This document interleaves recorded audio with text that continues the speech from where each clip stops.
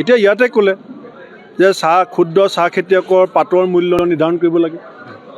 বাগানে বাগানে school building বনাইছে, মাষ্টৰ নাই। যে আঁচনি নল আছে, জল নাই। ৰাইজে কৈ আছে, আপোনালোকে শুনি আছে, স্মাৰ্ট মিটাৰৰ বিল দিয়া 2 দিন দেৰি হ'লেই লাইনটো কাটি দিয়ে।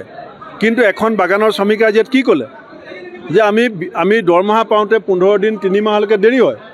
এতিয়া বাগানৰ শ্ৰমিকক সময়মতে মজুৰি দিব নোৱাৰে, কিন্তু বিল দিওঁতে 2 দিন দেৰি হ'লে লাইনটো কাটি দিয়ে।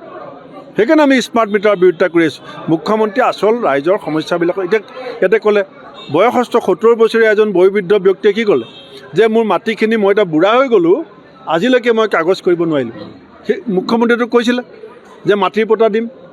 খাজানা বৃদ্ধিৰ কথা ওলাইছে মানুহৰ মুখত। আপোনাৰ যদি ডাবল ইঞ্জিন চৰকাৰ, খাজানা কিয় ডাবল কৰিছে? খাজানা আপুনি কমাবই লাগে। লাইটৰ বিল কিয় বঢ়াইছে? মেডিচিনৰ বিল কিয় বঢ়াইছে? সেই কথাবিলাক যাতে তল পেলাব পাৰে, সেইকাৰণে এতিয়া তেওঁ টাৰ্গেট হৈছে গৌৰৱ গগৈ পৰিবাৰ। বিশেষকৈ যোৱা ৰাতি আমাৰ বহুত মানুহৰ ঘৰ ভাগিছে, বতাহত ধুমুহাত গছ ভাগিছে।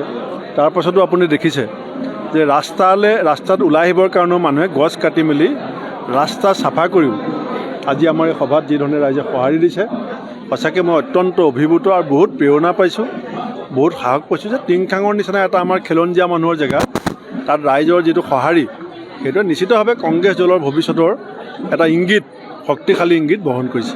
পঞ্চায়ত নিৰ্বাচন আপোনালোকক কেনেধৰণৰ হ'ব?